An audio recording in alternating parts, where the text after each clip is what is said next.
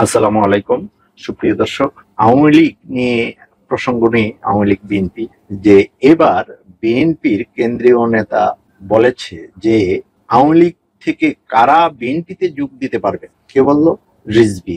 তো বিএনপির আগে থেকেই একটা আছে যে আওয়ামী লীগের নেতাদেরকে পদ পদবি দিচ্ছে, এরকম একটা রিউমার শোনা গেছে। তো সেটা নিয়ে উনি নিজেই আজকে এ মন্তব্য করলেন। জুলাই গণ অভ্যুত্থানে আওয়ামী লীগের পতনের পর হত্যা মামলায় দলটির অনেক নেতাকর্মী গ্রেপ্তার হয়েছেন।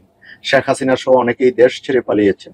এ অবস্থায় পিঠ বাঁচাতে আওয়ামী লীগের নেতাকর্মীরা বিএনপিতে যোগ দেওয়ার খবরও গণমাধ্যমে এসেছে। তবে এতদিন বিষয়টি নিয়ে কোনো নির্দেশনা না থাকলেও এবার বিষয়টি পরিষ্কার করেছেন বিএনপির সিনিয়র যুগ্ম মহাসচিব রুহুল কবির রিজভী। বৃহস্পতিবার 8 মে রাজধানীর নয়াপল্টন বিএনপি কেন্দ্রীয় কার্যালয়ে সংবাদ সম্মেলনে তিনি বলেন, কেউ দীর্ঘদিন রাজনীতি করেনি অথবা আওয়ামী লীগের আমলেও হয়তো এক সময় আওয়ামী লীগ করত, আওয়ামী লীগের দুঃশাসন, বর্বরচরিত, লুটপাট, টাকা পাচার এটাকে পছন্দ করে না। যারা আগেই আওয়ামী লীগ থেকে সরে গেছেন তারা বিএনপির সদস্য হতে এবং যোগ দিতে পারবে। রিজভী বলেন, আমরা সমাজের ফ্রেশ মানুষ চাচ্ছি।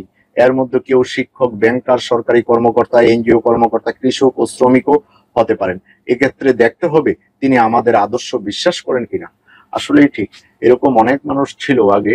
আওয়ামী লীগ যে এত দুঃশাসন, দুর্নীতি, লুটপাট চালিয়েছে, অনেক আওয়ামী লীগের সমর্থক ঠিক, কিন্তু তারা পছন্দ করেনি, অনেকেই এরকমটা আছে।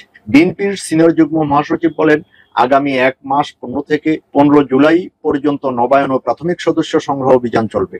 আমরা টার্গেট করেছি 1 কোটির অধিক প্রাথমিক সংগ্রহ করব ইনশাআল্লাহ। রিজভী বলেন, সমাজের সর্বক্ষেত্রের মানুষ যেমন যারা বিএনপিকে পছন্দ করেন, বিএনপি মনা জাতীয়বাদী চিন্তা চেতনা লালন করেন, তারা আগ্রহী হয়ে বিএনপির সদস্য হবেন, এটা আমরা প্রত্যেকেই প্রত্যাশা করি। কারণ শেখ হাসিনার ভয়ঙ্কর দুঃশাসন না থাকায় এখন অনেকেই এগিয়ে আসবেন, আসতেও পারেন।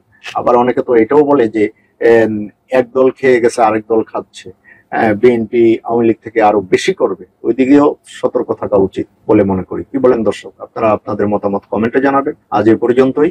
সবাই ভালো থাকবেন, সতর্ক থাকবেন, নিরাপদে থাকবেন। আল্লাহ হাফিজ।